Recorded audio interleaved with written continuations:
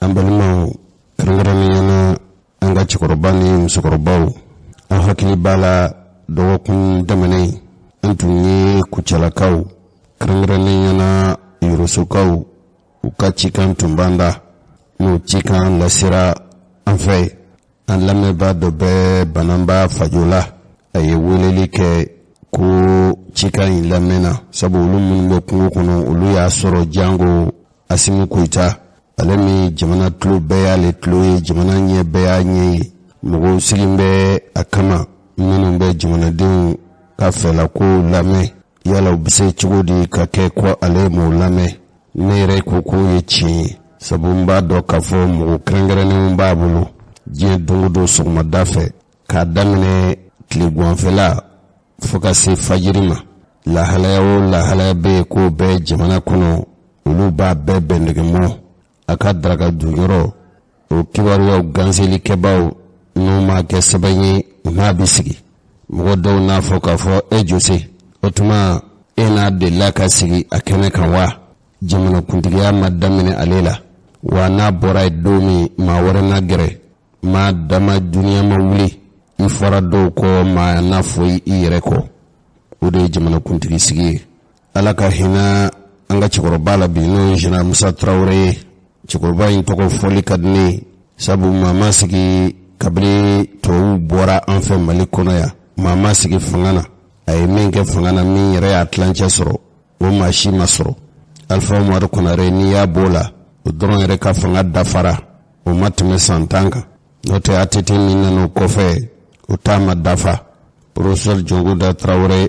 uye asimbe joro minabi aletu joro fa joro koni franche manja Ibrahim Bogar Keita fana nana ufana tama furi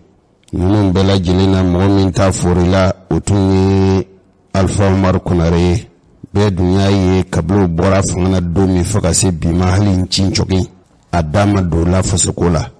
utumani mwobe mwomi dunina fangana mwomi mena fangana mwomi ye fanga chukuba uma shite min temena General Musa Traoré ka alaka ya fakama adalendo hamdalay kabru dola o General Musa Traoré nale barula kosobe mimbe fangana ale chama mfonyi ala niya ye kafo jamana fanganya makoni ate faso kalama amadana ya mogo deta kuluka ka krosiwe note hamina kuni kono gwanko anela nyini no tlena faso de nkono o kanka shi jamana kuntigi kono tuma dola ni du jera ana dabali fereso wachake bunda su bale re na koroy minu mbe jamana ni dunia kibaru ya ulasama mbu kalamao wachake bunda su krangarani silendo faso kono ya nabi fama ko security data ambe kuna foni nyini chogomi ambe kuna foni bendege mo chogomi ambe ku sege chogomi umugo be asimu ko itabulo bi ulu be security data la ne mafili ne manyine je dungo do sogma dafe kuma yambe sungalola note nante sungalola draka dumbe ke watini wati de abe fu makoka briefe kala dunia ka kibaru jonjon fay kala ka hakili la sumi umugo babulu mugo bisika fotuma dola ay kuma ni me ay sika ke yere ali tun dalendo nai kabla yere bora kuchala domi kuchala chigalaw uye shari daba di nedema kongadi nede taradi chigalaw ka pumala silama a chere miye chigalaw ka fenla benente koy bulla barakelaw ulude ka fenla benendo nga komuni yitunye chigalaw ka kenaye uyadi ko ka di asimuma chigalaw yeraw au kuchala kaw au mali chigalaw kori chigalaw au tunganga fo ka fo ni bulla barakelaw ka fende labeningi ka di auma asimu kwanga di ma kika bla hinye koro jine dungudu ni duni ka barakero la ni nye daraka i hakili ka jigi aunga hamina ko na nga kono gwanko ani anjoro la jamana kono nulu ka chiforane chikala unye koni mase ka ukapuma di ati asimu ko itama folo nga nyafo aka mwoye odoe fizi mali mwoye nya chikanduma ntado nuya dima wala uma dima neko ni bulo mase ka dima nga chokoroba kuma ale be fajola banamba ko ci la sira aw munun sigin be kun kono ay asimu ka kuma me jangu aw be ka kuma ma munun ye ni lame babu la lasili kala bu fe jamana kuntigi tulo faraka bu wa bi meni ke koy ka kuma mena tiendo sabu arabatimane no ben afrikalo tlitani flama don latime fanga nyemgo asimu koita aye mali korosigi kulu basigi menu nolu be dabali ni fere ani hakli jagabo fongo fenye fotaye fongo fenye ketaye fongo fenye wale mali chike mali seneke fere biseka nyina la chogomi akake wasaye uko made ko conseil supérieur de l'agriculture akira fanga sigi blona kuluba ode keneka jamana kuntigi asimu ay nyefoli ke ka jira ka fo chikalaw aw bina 50 kilo boro nogo nabi fama ko engrais minéral ko akira wafla ani kameduruye o mimbe sa noye engrais organique ni ngoni ye nogo nyumayre we kemefla ani biduruye asimu keneka kwa ko ni nyinen ko ni kori sana kaba nga sanwara fana ni kori chigara kori uba fami mako premier choix we kori mi na chike chugo nyana na abalo chugo nyana na tike chugo nyana o kile abi fere biduru ani drome wolofla biduru ani drome wolofla drome sabade baje bi worola ni ndabali min tigera jamana kuntigi fe aku jamana insira yoro la sa yoro mi anyere kambalo dumuni soro anyere o strategela dabali ni fere krengrene mbulu dara mi mbato chike fendo no yanga du fendo ye ulu soro le biseka laboli ke chogomi hali na kola fen minu ni uduni fanga kabo o lanyini doy jmai na faraka fa hali malo sabu dugu bo kono koni bebe malo du hali ambe do mine na foko be dugu misan ka dogo minu nte malo du ka tloro fanala ngambe malo mi chike atan la bo fo wele de bi bla julawma olu de bita malo san jamana kono jamana munu kwaji bo ni baji bo ko fe olu bo malo doni kana na ituma dolala nga malo chikelen kai noyi na faraga fo malibe malo chike la hauta dugulo mbambolo kilome hectare million kele dugulo mi mbisaka chike mali lamini jamana te chike furo be dugulo mi kanka sako malika sankalo tani flaji biseka soro ka dugulo nunu chike onyona jamana shite an lamini na oko dabali ni fere na tike malo doni ni kabo koka kana di maldu ma dob se ka bola chogomi bongo kaw ye woye ani duguba kono mo ye woye be buru gushila buru dumbe gushini alkamani no be ka kera buru gushi o mancha anfe chama mi doni de ka bo jamana koka kuka dobo o doni na ka bo jamana koka ka chike an yero fe malikono o pomliter bola chogomi ni fenda manama malo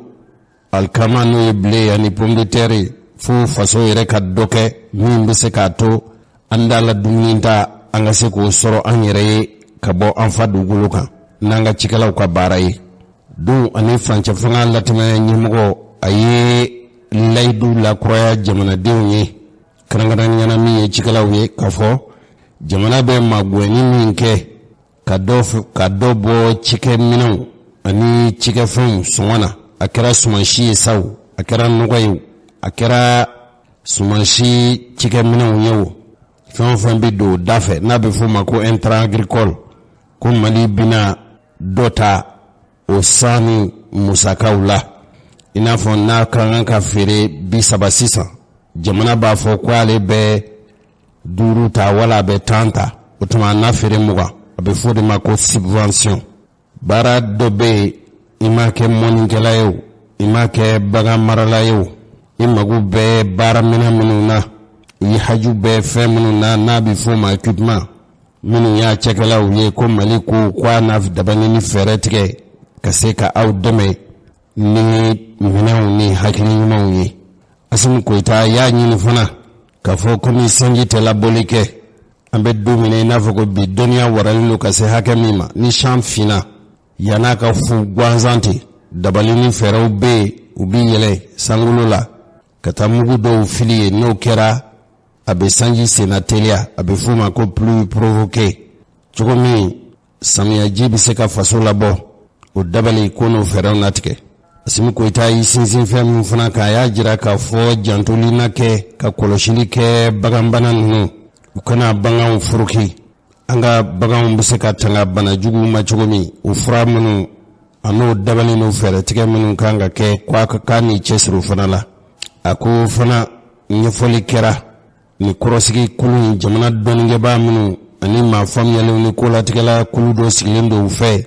n'o ye Mali cikɛli Mali sɛnɛkɛ bɛ se ka kɛ fasodenw wasanla ye a bɛ se ka labɔli kɛ cogo min Mali yɛrɛ ka bɔ balo donni ni baden na jamana kɔ kan an yɛrɛ ka duntaw ka se ka ci kɛ an fɛ yan. A ko kulu min sigilen don k'u bɛna lajɛ kɔɔri kolo min n'o bɛ bɔ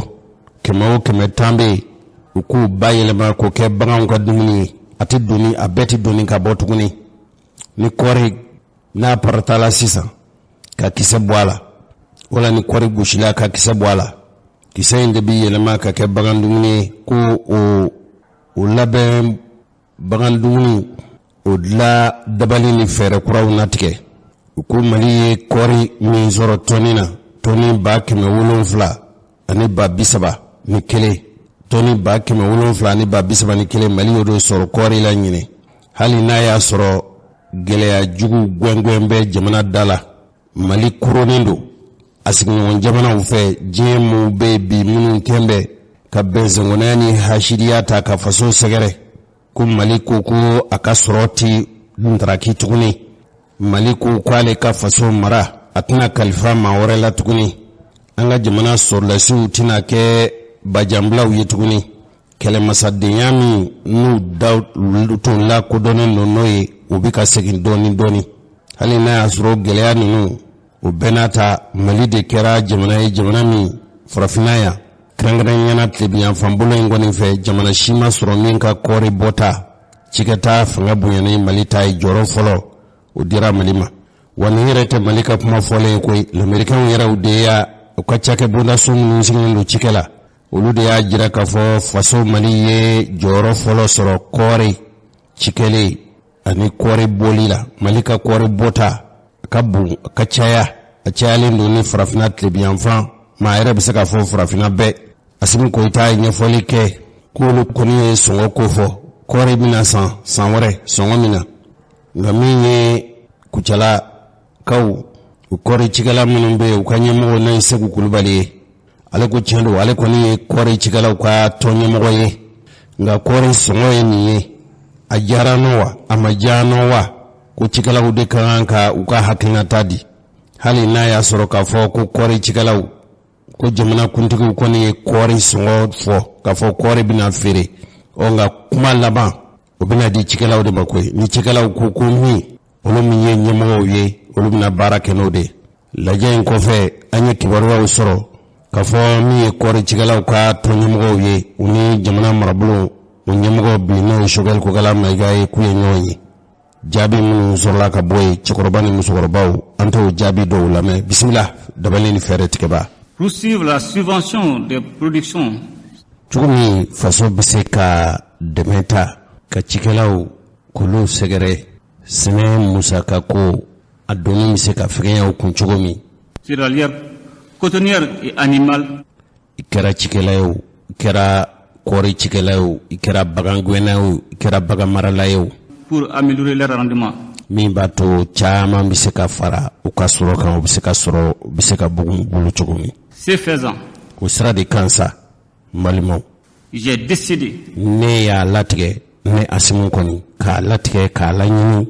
k'a fɔ jamana baarakɛlaw ye. En raison de la hausse excessive du prix des engrais. K'a sabu kɛ nɔgɔw angɛrɛw sɔngɔ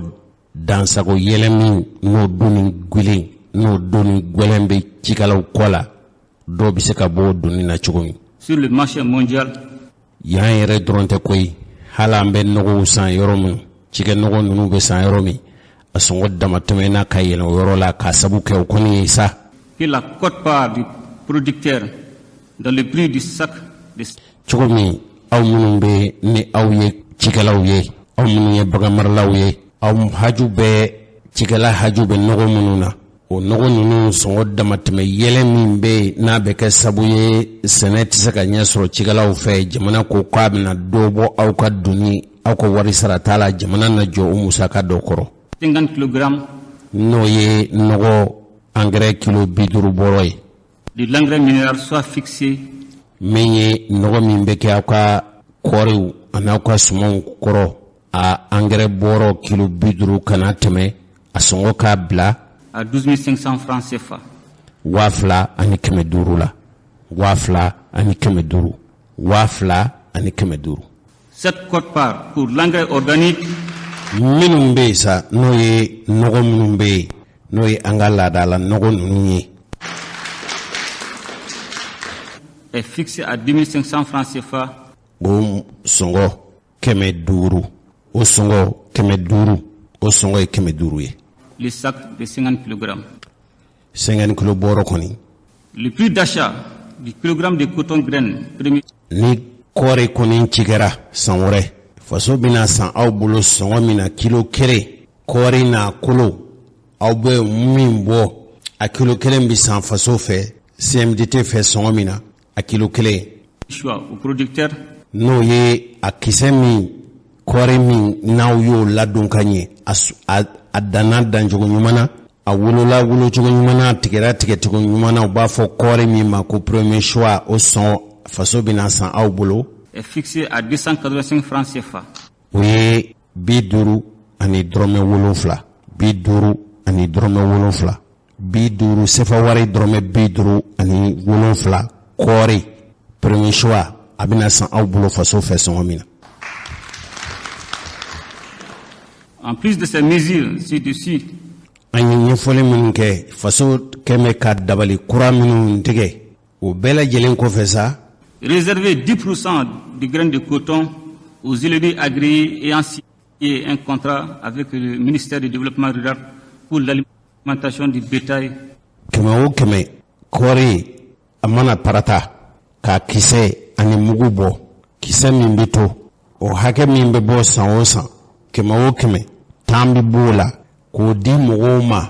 mɔgɔ minnu ni faso bɛna bɛn a la. o kɔɔri kisɛ ninnu o de bɛ gosi k'a yɛlɛma k'a labɛn k'a kɛ bagan dumuni ye cogo min an ka baganw bɛ se ka dumuni sɔrɔ cogo min. Et B de labour à titre expérimental.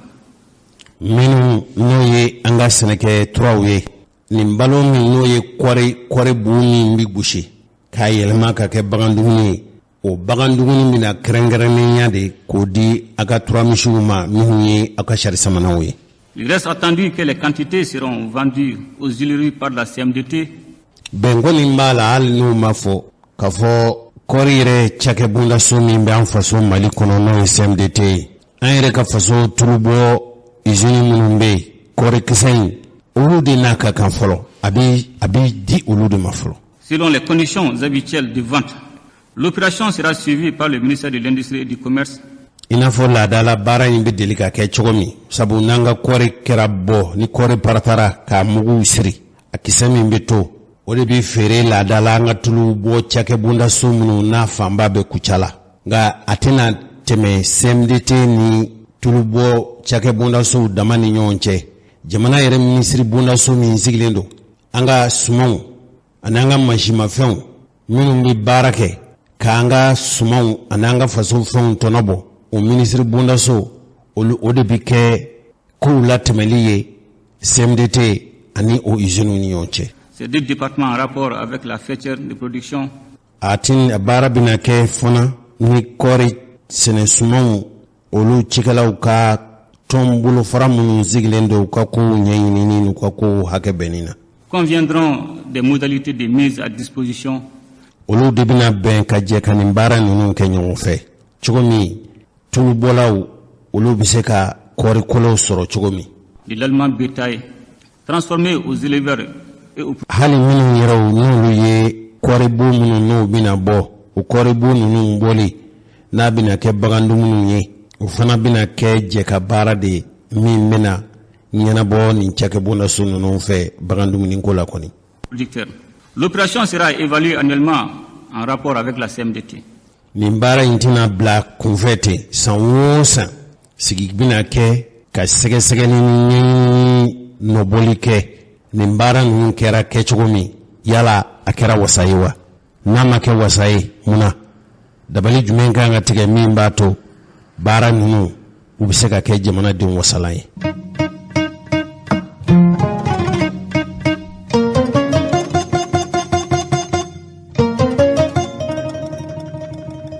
cɛkɔrɔba ni musokɔrɔbaw a ye Asimu Koyita ka kumaw mɛn nin b'a jira k'a fɔ an ka cikɛlaw minnu nɔfɛ baarakɛbaw kɛrɛnkɛrɛnnenya min ye nɔgɔko ye ani sumanw labɛn fɛnw Mali ka wasa n'a yɛrɛ ye dɛ Mali k'a ɲini Mali hajubu min na o ka sɔrɔ an yɛrɛ faso kɔnɔ yan faso ka ko bɛɛ lajɛlen kana siri jamana kɔ kan n'anw mago bɛ fɛn o fɛn na i ka lajiba ni cɛkɔrɔbaw n'a fɔra k'a fɔ hali an ka kɔɔri bi ci kɛ ni nɔgɔ min ye o nɔgɔ de bɛ se san jamana kɔ kan kana ka sɔrɔ an ka dugukolo jukɔrɔla falen don o fɛn minnu bɛ yɛlɛma ka kɛ dugukolo nɔgɔ ye ne yɛrɛ ma min faamu Bamakɔkaw nɔgɔ kɛn bɛ ka Bamakɔ faamaw gan u kamana ka se hakɛ min ma ka sɔrɔ cɛkɔrɔba ni musokɔrɔbaw ne ye taali min kɛ Kucala cikɛlaw bɛ yaala de ka mɔgɔw ka nɔgɔ san awɔ Mali ye galoma jɛra jamana ye dɛ a t'a to an ka kunun ten sa a t'a to an ka cɛkɔrɔbaw aw kɔni tɛ aw bɛ yafa ma aw sen t'a la n'o tɛ n yɛrɛ fana dɔɔnin kɛ mɔgɔ min si tɛmɛna san 60 kan fana da bɛ se ka don fasoko kuma na awɔ ni mɔgɔ min taara Badalabugu kulu sanfɛ nɔgɔ kɛlen don kulu de ye kulu wa nɔgɔ kɔrɔ tɛ dɛ nɔgɔ kura tɛ dɛ nɔgɔ kɔrɔ a tolilen de b'a sanfɛ ye k'a toli k'a mugumugu n'i ye pɔnfadi in tigɛ dɔrɔn ka yɛlɛ sanfɛ dɔɔnin i bɛ nɔgɔ kululama de ye Mali Asimu ni tun ye ne kɛ ye dɛ o nɔgɔ min bɛ sanfɛ yen an bɛ bɔrɔ cakɛ bondaso dɔ labɛn o yɛrɛ bɛ Mali la o minnu bɛ bɔrɔ dilan kɔni ka taa tɛmɛ bololatɛmɛ belebeleba ninnu dɛ a n'a dɔnbagaw minnu bɛ nɔgɔ dɔn fɛn min bɛ se ka kɛ nɔgɔ ye olu ka taa a sɛgɛsɛgɛ k'a labɛn k'a tɛntɛn k'a kɛ bɔrɔ kɔnɔ k'a di an ka cikɛlaw ma o tɛna dɔ bɔ an ka nɔgɔ la jamana minnu t'an bɛ ka diɲɛ dan i n'a fɔ Chinois ko Chinois bɛ nɔgɔ yɛlɛma de k'a kɛ courant ye gazi tafoɲɔ nɔgɔ hali cɛkɔrɔba ni musokɔrɔbaw a bɛ hakɛ to an bɛ ka so kɔnɔ ɲɛgɛnw tɛ yen wa u banakɔtaa minnu bɛ yen dɛ u b'o yɛlɛma u b'o doni ka taa n'o ye ka o yɛlɛma ko n'a yɛlɛmana cogo dɔ la a bɛ kɛ tafoɲɔ de tafoɲɔ n'a kɛra tafoɲɔ n'a tilala ka toli u b'o de ta k'o kɛ ka ci kɛ wa a dɔnna k'a fɔ nɔgɔ ka ɲi hali ni tubabuw ka nɔgɔ karabalen ninnu ye fɛn dɔ fana bɛ yen f'an k'o fɔ ɲɔgɔn ye jamanaw bɛ jamana na nɔgɔ min bɛ kɛ kɔɔri kɔrɔ o nɔgɔ tɛ kɛ suman kɔrɔ dɛ kɔɔri bɛ balo ni nɔgɔ min ye jamana bɛ jamana na ne ye ɲininkali kɛ olu tɛ sɔn fiyewu suman min bɛ dun k'o kɔɔri sabu sɛgɛ min bɛ o la o sɛgɛ a fanga ka bon a bɛ farikolo jasi joona bana kirikara caman bɛ k'an ka mɔɔw minɛ ye tɛ an ka sumanw na wa fɔlɔ la i tun bɛ taa Sikaso ni tun taara Sikaso pomme de terre kurukutu fitinin dɔw bɛ yen i b'a fɔ ko nkuruninfin a bonya tɛ tɛmɛ kuruninfin kan a bɛ bonya n'o ye dɔɔnin pomme de terre misɛnmanin ninnu kɔni i tun bɛ se k'a bila i bolo a bɛ se ka kalo 1 kalo 2 kalo 3 kɛ i b'a don jigiɲɔgɔn kɔnɔ a tɛ tiɲɛ tamati b'o la jɛw b'o la an ka sumanw e ka sisan lajɛ bana u bɛ nɔgɔ minnu don an ka sumanw kɔrɔ e m'a ye an ka jiridenw i n'a fɔ salatiw i n'a fɔ karɔtiw i n'a fɔ fɛnw kɛrɛnkɛrɛnyana min ye pomme de terre ye ne delila k'a fɔ pomme de terre cikɛla dɔ ye n tɛ n'a tɔgɔ fɔ nka n'a seginna kuma in kan n b'a tɔgɔ fɔ a bɛ pomme de terre cikɛ a fɔlɔfɔlɔ min ye n'i y'o pomme de terre nin wɔrɔ k'a kɛ ji la n'i y'i bolo maga la a bɛ kanga i n'a fɔ safinɛ awɔ dɔw yɛrɛ ko lahalala mɔgɔ yɛrɛ bɛ se k'i ka fini ko n'a pomme de terre nɔgɔ a ji ye a ji bɛ kanga a filanan ye min ye n'a yɛrɛna dɔɔnin a yɛrɛna a kalaman ta ka dun dɛ i b'a kalaman ta ka dun n'o tɛ n'a sumana i bɛ se ka kɛ k'i ɲin tereke a jalan don cogo min n y'o fɔ a ye n ko karisa pomme de terre b'i bolo sa i cɛsirilen don nka i ka pomme de terre kɔni n'i y'a yiran ni fiɲɛ y'a fiyɛ i bɛ se ka kɛ ka ɲin tereke a jalen don ka se hakɛ min ma pomme de terre kɔni n'a a yiranna n'a kɛra n'i y'a bila a ka kan ka ni fiɲɛ y'a fiyɛ dɔɔnin a ka kan ka mugu da kɔnɔ de nitina kolonta ka pommeter susu tuguni ka du ala ni jafe no kuma fo aye ama be atikima ne na yenyo yi ago jose ere ma fo ko ne ka pommeter gese wa ngonya fo pia wa tigi be abendo mba do malina flo batigi do tunu o sisan nantu ya nchesri asimu itafrika mogoyi Bamako falen do nogola ante mo nyini minu mande me shino buke turku buke hali almon buke nantu siraka anga jamana Bamako nogo yelema ku laben ku yelema ku ken nogoyi ali mishimu mbaon fe o mishimu nga manako ta munu bisoro ni faso tumbu besa ku ni nogo to nyagami nyona anga farafin nogoyi ngabe fode mako engrais biologique ango ke ganga smudla balo chaya damate de fu balo mini duninga kan to utara ka balo cha mandla nga kosa no bika segli sabu fana ya dama banadi dumuni nyuma suma nyuma ni ma du ni koni ya ken kono baraka fati na e kono bara fa betla ka fargolo banadi akila ka fo dundo bina alatime maldo mina kunu note netara mogodo fei no yidde mbasi so ko kuchala ate engrais kaka obafo mi mako engrais organique ni nimbe labe kadugulo yorodo si o sege do be ko ta ko kes mongoro ale to kere abi yala kuchala bolon gono naka bulifende ya bitanno guta baga munum be marafe o baga nunu nogo de bi yelema ulde be ke sumankoro wa chigorobani musogorobaw aya fa diwnyi asoroli ko ni mannogo nota sumamunu ni engrais tikala nu tara suma zaro la ukana green bilbil ba nunu ngane e pommeter bi na fo kude ibe pommeter do ibe ala kale koni e kude oni ya bleka so halate au be toblike tumamuna musorobawo au tumiseka tamati tumiseka tle sabat le nani tle duru do franche kele babla segi kono kabla atitoli atifoi nga sisa ni borani tamati e sugula wala pommeter e sugula nimi koloshi na mena tle flat le sabat abituli foi ta ke fo engrais de matame ni jamana marabaw ya famu ndoga be na inshallah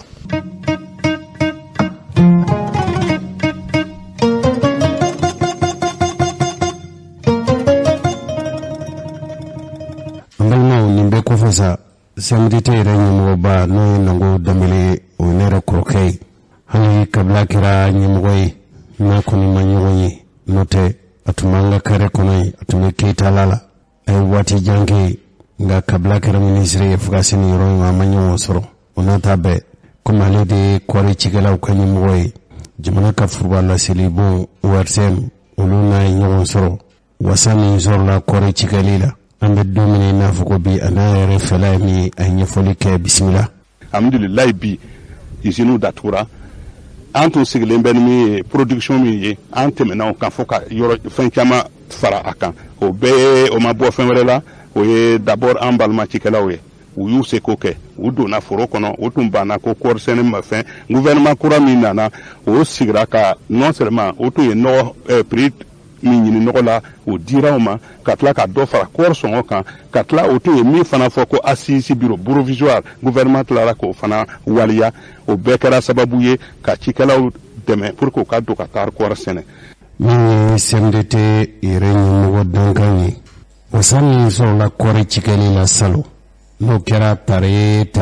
nta mena ke chugodi anto funala me salo anye ton ba kemeni ba bidur ni yoro ani kemenani anyo de soro korila kumu nyato andano masalo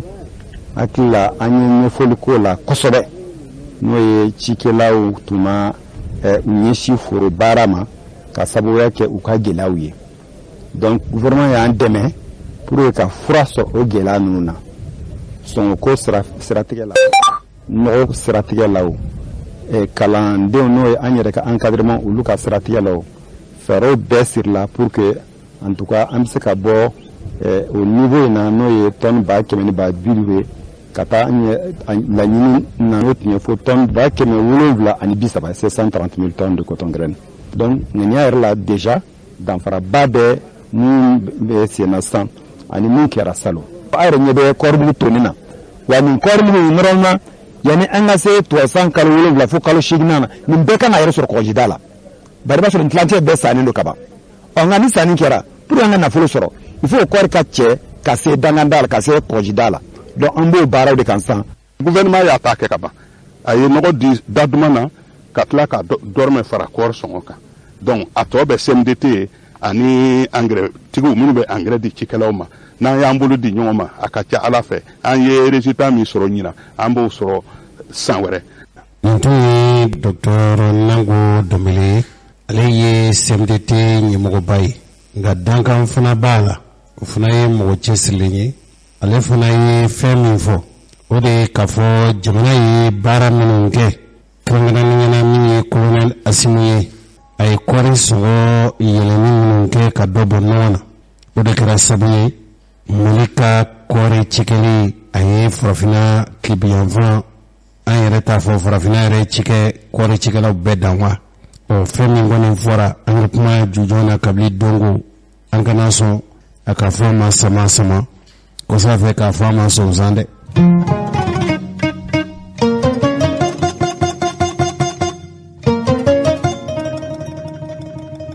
ninnu tun ye kuma damadɔ ye ne kɔni tun ye minnu lase aw ma cɛkɔrɔba ni musokɔrɔbaw nka min ye don latɛmɛ fanga ɲɛmɔgɔ ye n'o ye Asimi Koyita ye ladilikan b'a fɛ ka ɲɛsin dugukolo baarakɛbaw sɛnɛkɛlaw ani baaraɲɔgɔnw ma a ye min fɔ nanzarakan na filɛ nin ye bisimila. Notre quotidien. An ka laada diɲɛ don o don an ka kɛtaw la an ka kɛwalew la. Marqué par un embargo injuste, illégal. An bɛ don min na i n'a fɔ ko bi gɛlɛya minnu gɔngɔn bɛ anw da la donda ni bɔda datugu min ni o kɛra an sigiɲɔgɔn jamanaw fɛ minnu n'a kɛli man kan fiyewu wa sariya yɛrɛ tɛ a tɛ bɛn o min jagoyara ko karaba an faso dala bi. Et illégitime. Ni sariya foyi t'a yamaruya sariya foyi tɛ sira d'a ma. Doit être pour nous une source d'inspiration. Kojugu tɛ mɔgɔ karamɔgɔ ye. Gɛlɛya n'a gɛngɛnna i da la a kan ka kɛ sabu ye de min b'a to i yɛrɛ b'i sigi k'i hakili jagabɔ k'i miiri ka dɔ fara cɛsiri kan i tun tɛ min dɔn i k'o dɔn i tun ma deli ka dabali min tigɛ i ko dabali tigɛ fɛɛrɛ ni kɛta ni fɔta k'o ɲini min b'a to i hakili k'i hakili jagabɔ min b'a to i na bɔ gɛlɛya in na. Profonde pour permettre à notre secteur agricole de o hakili jagabɔ min gɛlɛya min b'an dala ninnu o gɛlɛya ninnu sabu minnu ni y'o fɔ sisan o kan ka kɛ dalu de y'anw bolo min b'a to an b'an hakili jagabɔ an ka cikɛw an'an ka cikɛ fɛɛrɛw n'an ka cikɛ sumaw n'an ka cikɛ minɛnw. joue tout le rôle qui lui revient. O bɛ se cogo min ka kɛ an wasala ye anw yɛrɛw ka jɔ jɔyɔrɔ min an kan ka jeni yɔrɔ min fin bɛɛ k'i jeni t'a fin. Dans le processus de notre développement. Min b'a to an ka jamana a ka ɲɛtaa a n'a ka sɔrɔ bɛ jidi cogo min. Économique. Sɔrɔ siratigɛ la. Politique. Dabali ni fɛɛrɛ tigɛ an ka kɛw ŋana ye. Social. Hadamadenya yɛrɛ jɔ sira ɲumanw an bɛ se k'olu fɛɛrɛ sɔrɔ cogo min. Pour ce faire. Cogo min an bɛ se ka ɲɛ sɔrɔ o la ne badenw. Je recommande au gouvernement de prendre les mesures n b'a ɲini jamana marabaw fɛ u ka dabali ni fɛɛrɛ o fɛɛrɛ dabali o dabali n'u kan ka tigɛ u ka tigɛ u fɛ. Dans un premier temps. Fɔlɔ la. Doter le secteur du développement rural d'une loi de programmation des investissements dans le secteur agricole. Musaka o musaka kan ka don cikɛlaw fɛ bagan maralaw ni mɔnikɛlaw fɛɛrɛ ni dabali minnu kan ka tigɛ u kan ka ɲɛɲini an ka kodɔnnaw jamana marabaw de fɛ u k'o dabali n'o fɛɛrɛ bɛɛ ɲɛɲini min b'a to an ka cikɛ an'an ka mɔni an'an ka bagan mara an bɛ se ka wasa sɔrɔ la cogo min o fɛɛrɛ n'o dabali kuraw de kan ka tigɛ faso fɛ. Conformément à l'article 195 de la loi d'orientation. I n'a fɔ sariya kolo 195 minnu ko k'a lajɛ dɛ Mali yɛrɛ bɛ dakun min na bi yala sariya jumɛn kan ka ta Mali fɛ min b'a to an ka cikɛ an bɛ se ka kɛ cikɛ ŋana ye cogo min an bɛ se ka kɛ cikɛla masa ye cogo min an bɛ se ka kɛ bagan mara jamana masa ye cogo min ka bɛɛ dan wala ka fara ŋanaw kan. Agricole. Bagan mara ni mɔni cikɛla kɔni. Cela permettra de réaliser davantage. O bɛ se ka kɛ sabu ye min b'a to an bɛ na ɲɛ sɔrɔ cogo ɲuman na.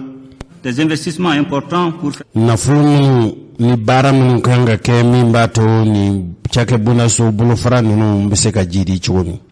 face aux aléas du changement climatique. Dien dungo do bi fara sanji ku geliani jatlekan sumonte la bolike fo hakilina kuraw ni dabali kuraw de katika malife min bato o sanji ano jatlei obseka kumbe chomi. Ces investissements permettront l'exploitation accrue ni nafulu ni dabali ni fere mun kanga tika obina ke sabuye min bina toke des eaux souterraines. Anga jamana dugu jugoro nafulu. L'utilisation rationnelle des eaux de surface. Anga jiwo mun be no anga badinga ni ko dinga nunu yolu jewu biseka wala ngata chomi kata foro kono kakeka sumombalo. Pour des irrigations de proximité. Ukake chikela sigiro aka forola akaseka jisoro min bato abiseka chike chomi. Devenant de plus en plus incontournable. Olu ye wale bi wale mi je dongo do bi fara a hakili nu anga hakili nu jagabo min bato ambiseka chike ka jisoro ka dugulu nyuma soro o dabali no fere je dongo do anga ko do de nyini. Poursuivre le programme des pluies provoquées. Ambi san karabali mun ke santi karaba san mana fi kaba mana fi abi fu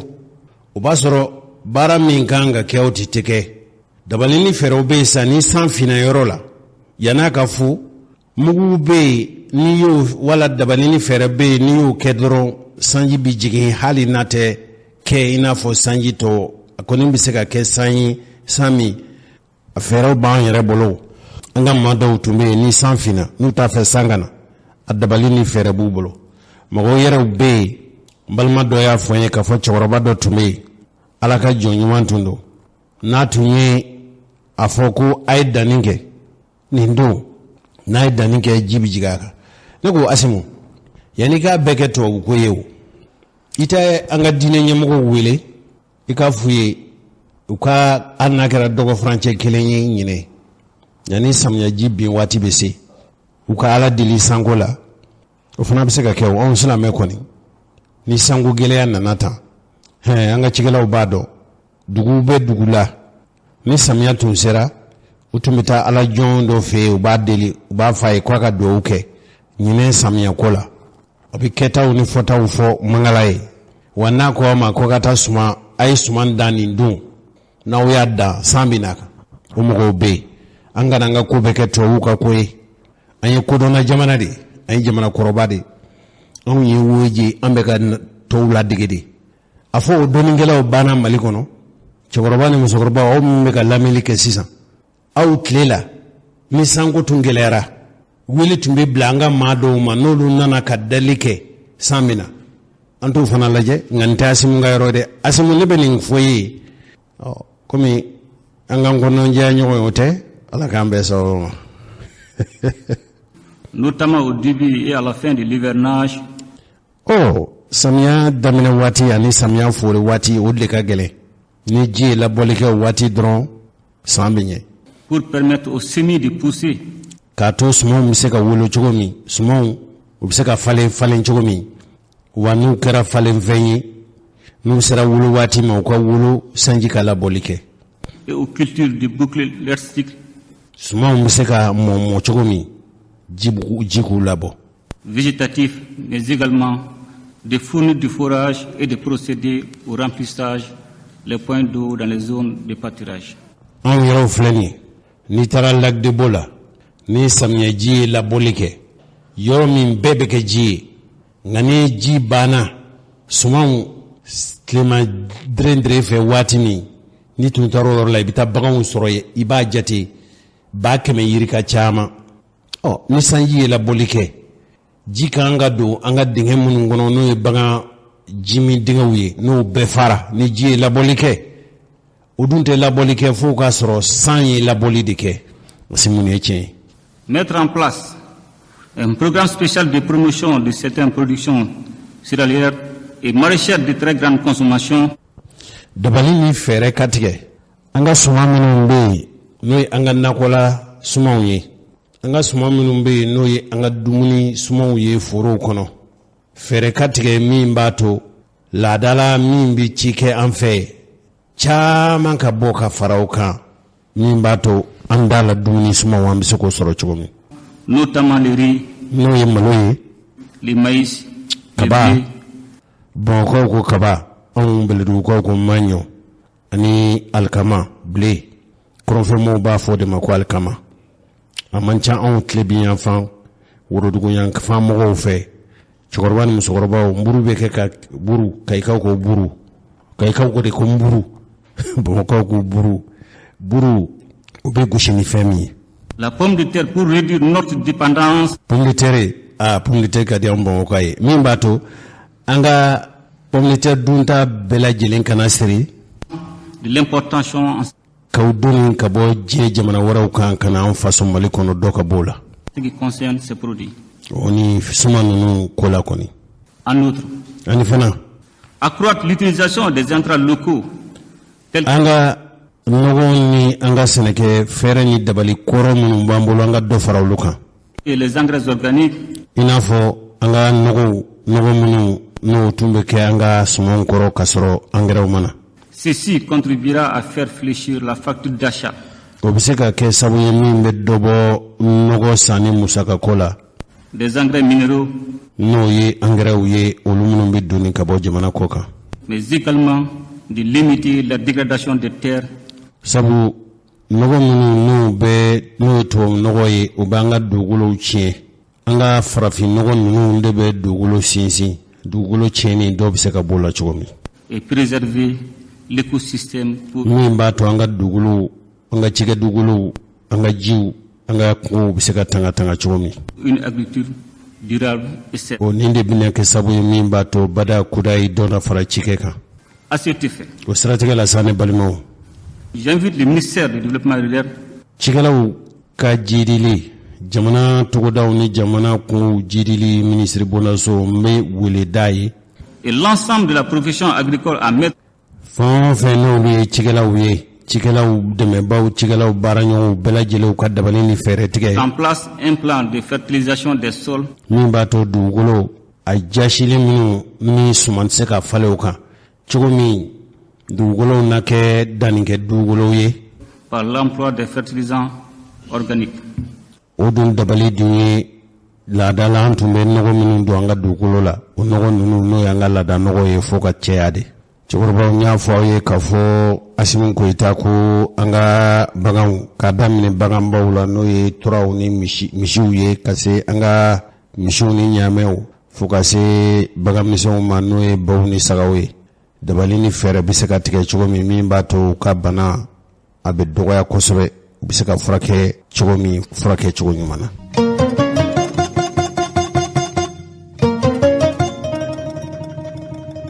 N balimaw, aw ye Asimu Koyita ka kuma minnu n'a fɔra nanzarakan na an y'a lajɛ k'a bayɛlɛma aw ye bamanankan na. A kɛkun ye fɛn min ye,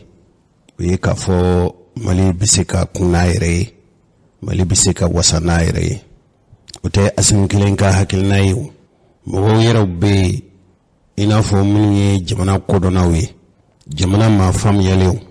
Modibo Sidibe bɛ o la. O Modibo Sidibe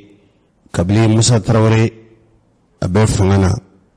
a tun ye Musa Tarawele ka kɔrɔsigi ye. Alpha nalen a kɛra Alpha ka kɔrɔsigi ye.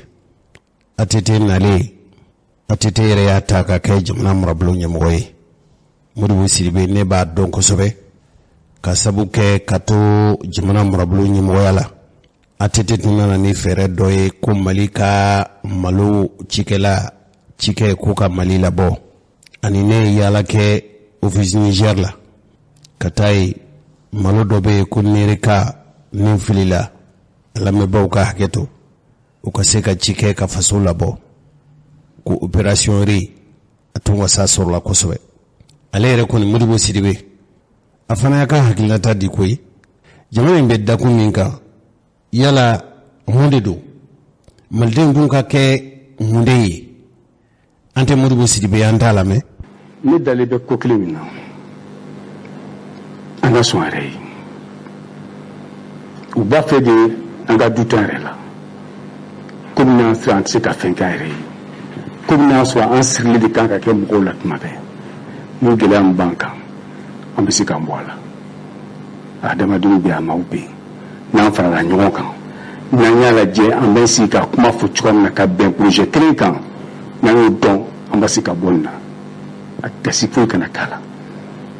k'a fɔ ni an bɔra ni Mali ka programme ye Mali ka redressement ye an bɛ gɛlɛya min kɔnɔ sécurité la an bɛ se ka ba kɔnɔ a mɔgɔw b'an bolo a cɛw fana bɛ yen a musow bɛ yen a denmisɛnninw bɛ yen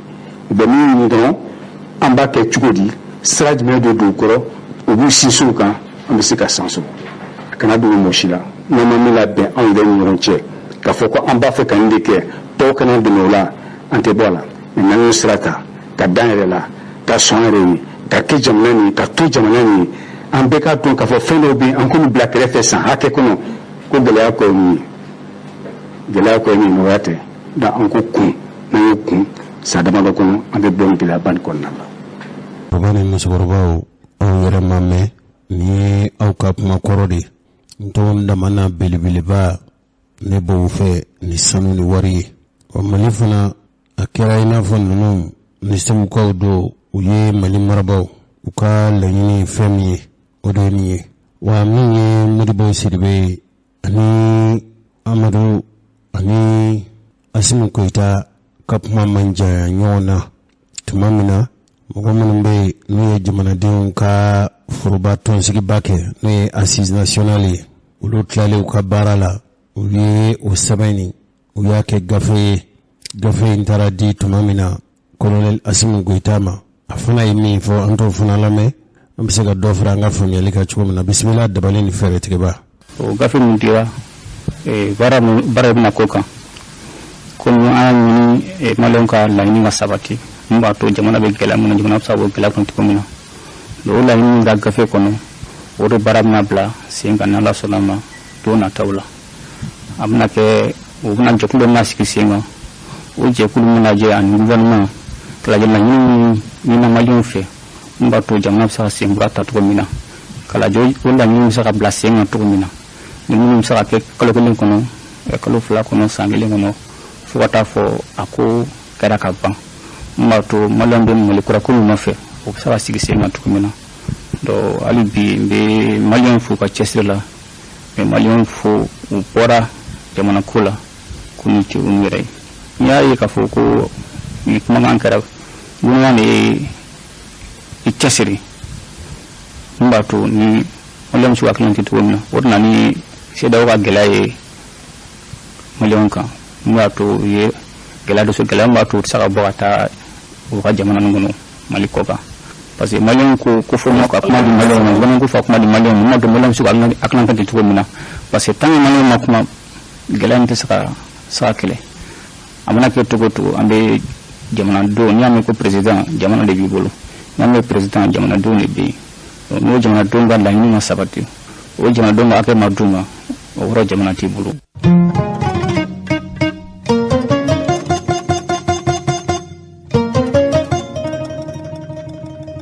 An balimaw kɛrɛnkɛrɛnnenya an ka cɛkɔrɔba ni musokɔrɔbaw dɔgɔkun tɛmɛnen an tun y'a jira u la k'a fɔ minnu bɛ bi n'u bɛ wasadenya jɔyɔrɔ la nka ninnu ye maa kɛrɛnkɛrɛnnenw de ye minnu tɛmɛna soldasiw yɛrɛw fɛ ka wasadenya baara ni a jɔyɔrɔ d'u ma a bɛ fɔ o ma conseil national transition olu ka kan ka jamana marabolo ɲɛmɔgɔ bi n'o ye Choguel Kokala Mayiga ye ka jɔnɔ sigi e ko yɛrɛ tɛna kɛ dɔgɔfurancɛ in kɔnɔ wa sabu a bɛna kɛ avril kalo tile 21 nata ye dɔgɔkun tɛmɛnen kɛrɛnkɛrɛnnenya min ye alamisa tɛmɛnen avril kalo tile 14 Choguel Kokala Mayiga ye a ka baara kɛ kɔlɛ a ka kɔrɔsigiw k'u bɛɛ lajɛlen fara ɲɔgɔn kan u k'a lajɛ kabili olu sigira kabili sugandira Asimu Koyita fɛ baara jumɛn ni jumɛn kɛra u fɛ dabali bɛ kɛta la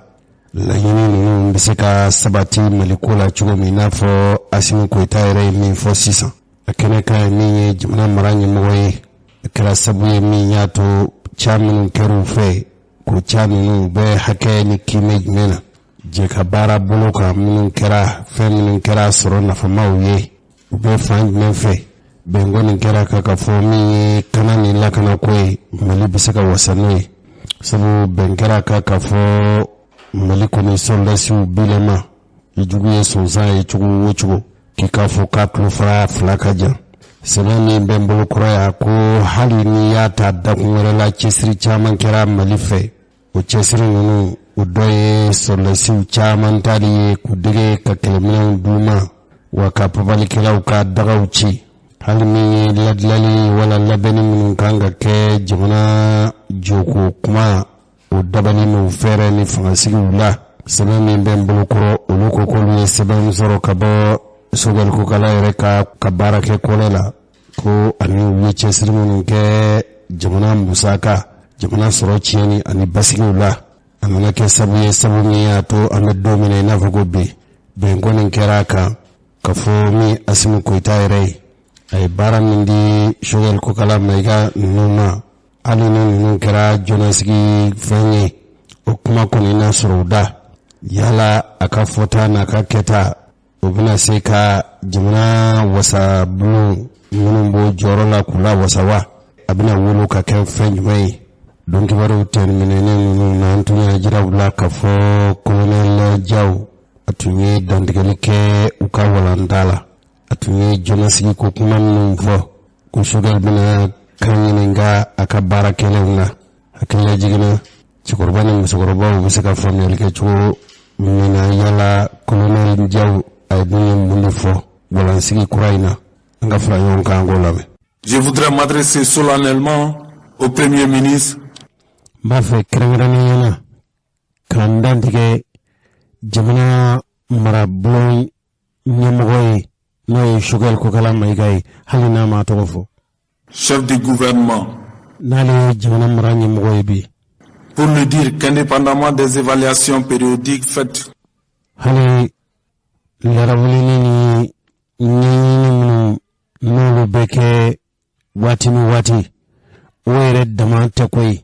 du PAG,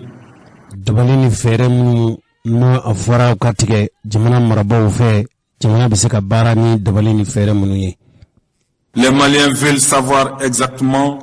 l'état d'avancement du processus de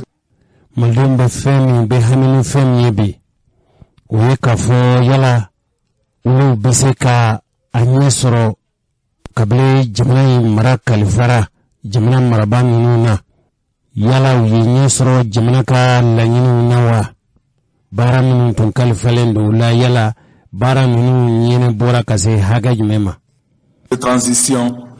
ainsi que le chronogramme détaillé, Monsieur le Premier ministre. Baram kera jamana marablo nyimgofe ani jamana yere akanga bara bamu kanga ke o bara nunu bi dogoda chogodme bara nunu mina ke franje jumengono abina ke wati jumengono bara sugu jumen kanga ke nimbele jele kaseka wala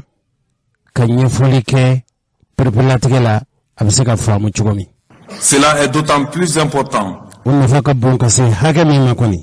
que c'est au peuple qui revient la paternité des conclusions des ANR.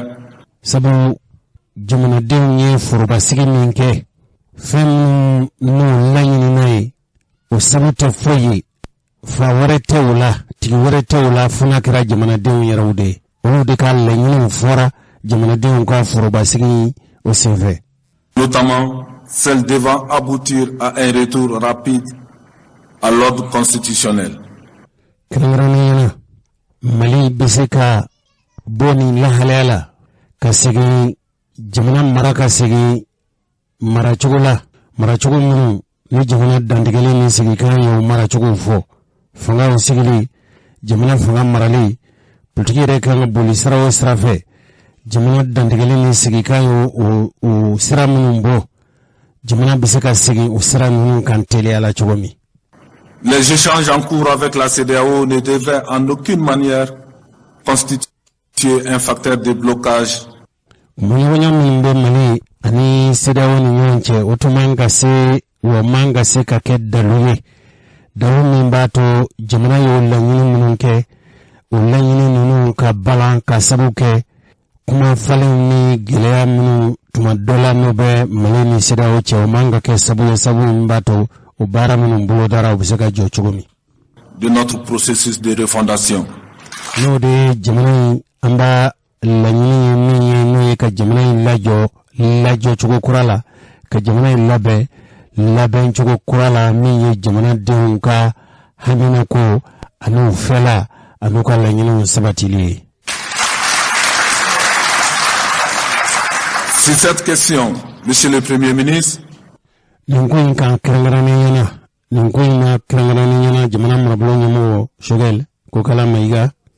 rassurez-vous que vous serez certainement invité à passer devant le CNT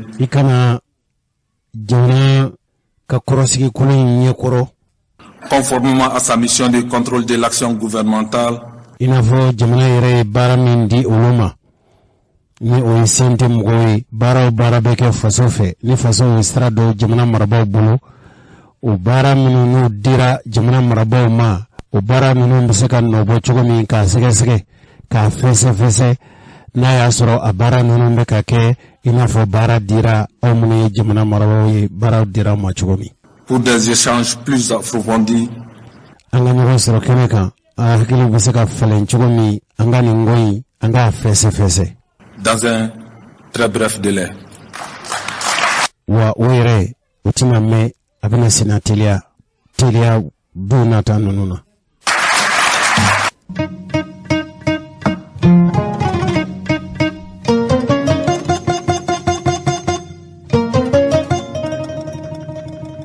Chikurbani sokorobau Mali taji fere chake bunda sumbe onfe Mali konaya dokun temenei tuni barablake ure utola to membe nuka mako sina bef ye tle woro nyumbulu bunyangu ke utita taji fere yoro minu ye kenyere ye taji fere chake bunda sudo ye minu ngonembe nulu te taji fila uka hakini ntoina ulu ubonshi sebekoro nyigi uyu bulu sebekoro no sabu ataji fere bani noye fambaye nazara utai Total ani Shell ani Oryx ani Walibia yunu barakelau uletu barablake uka hake wini hali nunu ye anyemugo ye kuchina jonkala barakela nunu mbe hake nini unu hake ukaka akoni barabla aye cha mambo unazara uka sorola Total Shell Oryx Walibia ani Ola abara imblali barake blaba ufe kwa kera wasaye afolo efemi miningali minu kera ko oluye wasafolo minu zoro uhemina minu zoro ufe hali na ya zoro kumina kundo zoro lake minu mbe nulu kataji firi bunda su maddatugu uluka habina ko folo piye jume taji kana deseba mako ubara minu kera ulufe uluye zoro keula nga ulu fana be la nyini ke ubara nyaga munu be no be haka nyini na ka haka bi saka soro fe chugumi sabu taji fere yoro do be moto tigini bul fenti utara uchaman taru jo hali na kira kamana gwani digundoni ko ulu utaji ma koli bamako yankoni jama'atun fanga kabu ukalu woro inkono taji fere nunu tumbe nulu kuni fununu barama tli woro hake sabuni ya to anila nyini minu ya ubla ninko ninuna aye sheria usoro antu yira ulame jango ame famia soro ni patron de bita ina fo Oryx de bita Oryx bi embauché donc à la fin du mois kalo salaire ko fait obi te bla bureau de placement bolo kan bureau de placement ne bi ka salaire takadima. Donc, le fonds a contrat d'IMA chaque 6 mois est renouvelable. Parce que quand le contrat dure indéterminé, il y a 100 ans et 100 mois, c'est CDD de DIMA. Parce que quand 100 contrat de l'ONU, au Rossitier, au Lutesca et CDD DIMA, tout là. Quand CDD de l'ONU, au Lutesca CDD DIMA. Donc, ni un code de travail, ni article L313 jatemina ani D313 ni o article flat ta jatemina ibuna ye nunu mega sharia soso u ka sariya sɔsɔ mun na n'i ye san 2 kɛ bureau de placement na parce que bureau de placement jamana yɛrɛ de y'a yamaruya mais c'est temporaire wagati o ye wagati la ko de a man kan ka kɛ badabada ye i ka ko tɛ se ka to ale bolo badabada ko man kan ka to ale bolo badabada parce que ni société multinationale mɛn na yan'u ka se ka mɔgɔw sɔrɔ ka tɛmɛ olu de fɛ fɔlɔ yan'u ka se ka mɔgɔw dɔn donc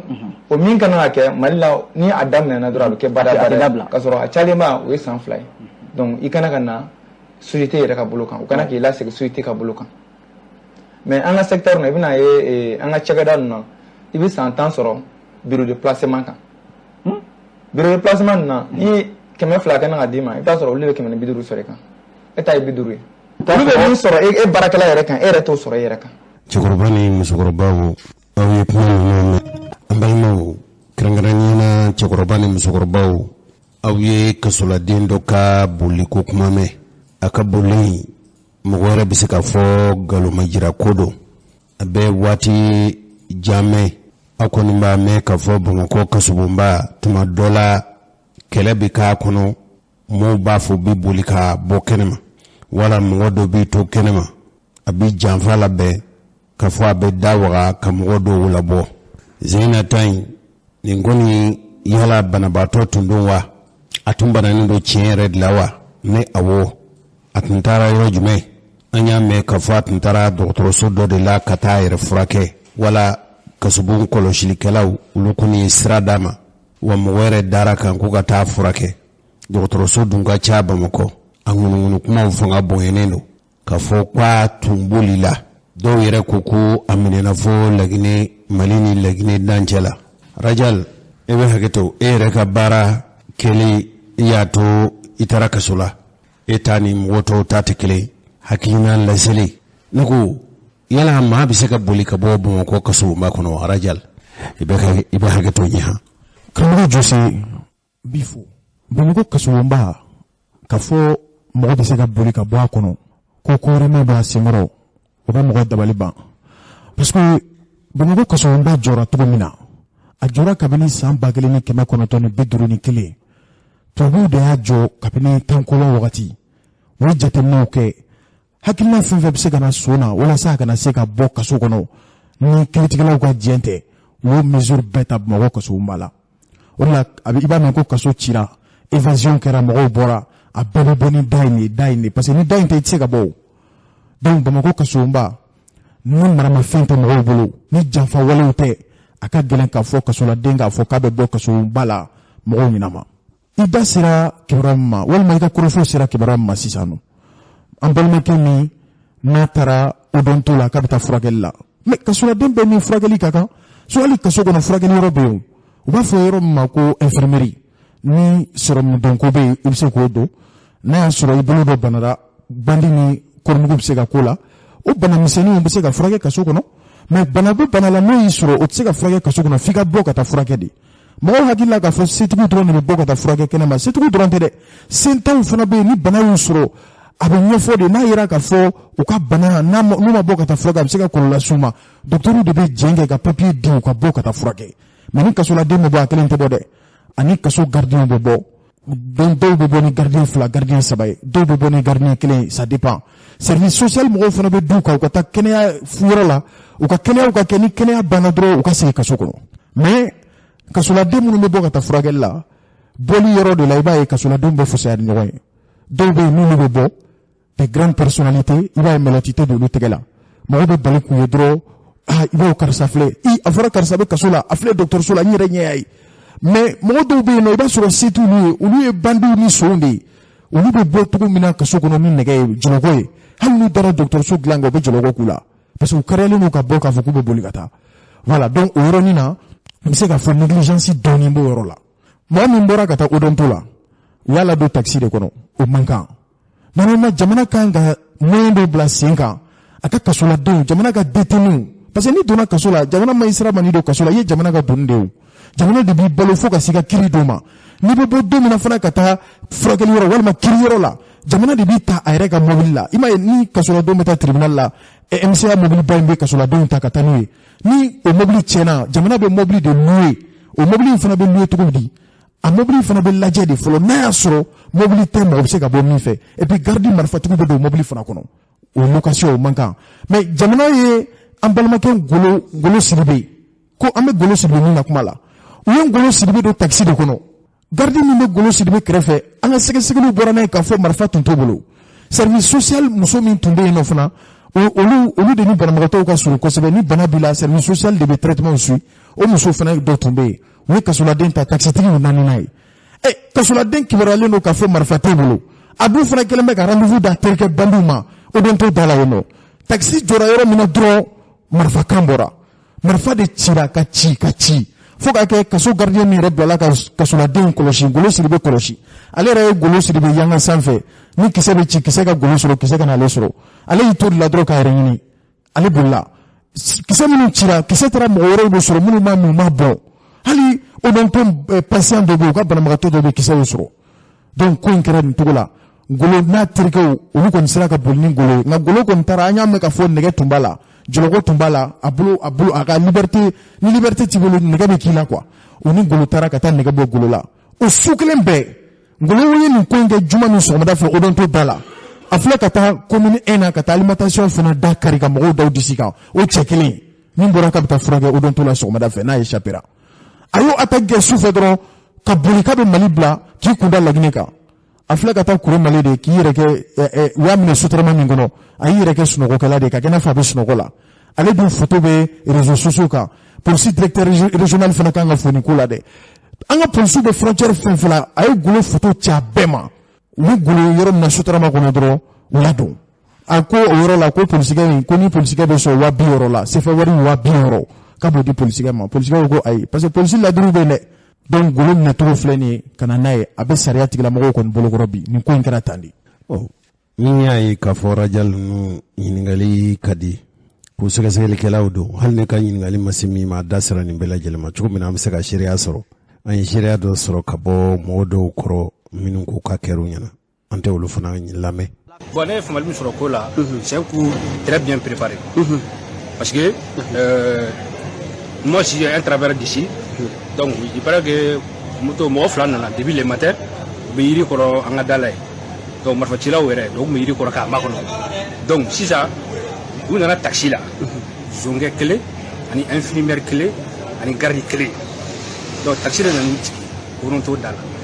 donc u bɔra taxi kɔnɔ dɔrɔn moto taxi tigi ninnu e cɛ tɛ armé olu nana taxi kɛrɛfɛ donc zɔnkɛ yɛrɛ ko bɔn k'a filɛ k'a ye marifa ci la k'a ka marifa ci gardigɛ la donc gardigɛ ye i échappé ka i kolonkolon ka boli quoi donc a bɔra la polisikɛ min b'an ka da la an ka agent minnu bɛ an ka da garde donc o kun sigilen b'an ka da la ye donc aw fana la ko kisɛ ci a la donc a ye kisɛ saba ci o la i y'a faamu donc o y'i sɛnsɛn ka don an ka kɔnɔna la olu kɔnɔna la donc an ka médecin dɔ bɛ yen o y'a ka prise fɔlɔ kɛ balle perdue yɛrɛ ye an ka patient dɔ sɔrɔ donc o sen sɔrɔ donc o sen banna donc sisan polisikɛ yɛrɛ donna kɔnɔna la an ka médecin dɔ y'o ka prise fɔlɔ kɛ donc ka taa n'a ye sanfɛ donc après ambulance nana ta an taara n'a ye Gabriel Touré la donc a ko kɛra tan bon ne kɔni bɛ se ka mun retenu nin ko la différence bɛ yɔrɔ caman pénitentiaire mɔgɔw yɛrɛ ka différence bɛ yen parce que e tɛ se k'a fɔ ko e ka na nin gardien e ka nin quelqu'un qui est un marifara k'e ka na n'o ye sans arme tɛ e bolo. gardien marifa t'a bolo. ko marifa t'a bolo. bololankolon. bololankolon.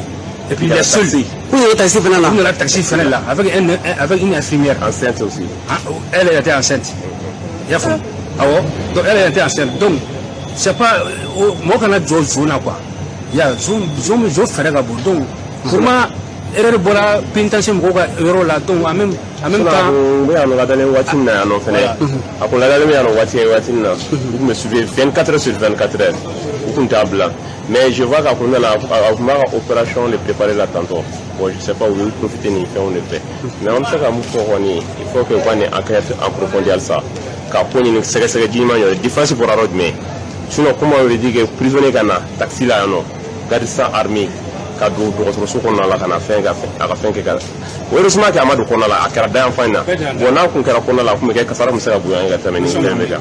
i y'a faamu wa bon an bɛ autorité appelé halisa u ka nin ko bɛ ɲini cogo cogo a ka ɲini k'a ɲɛjɔ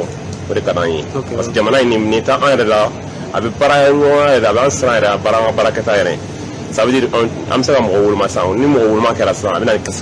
ka fɔ ka banabagatɔ woloma nin ye fo ka bɛɛ ka ɲini k'a dɔn sisan bɛɛ k'i jɔ i jɔyɔrɔ la kɔni an bɛ se ka mun fɔ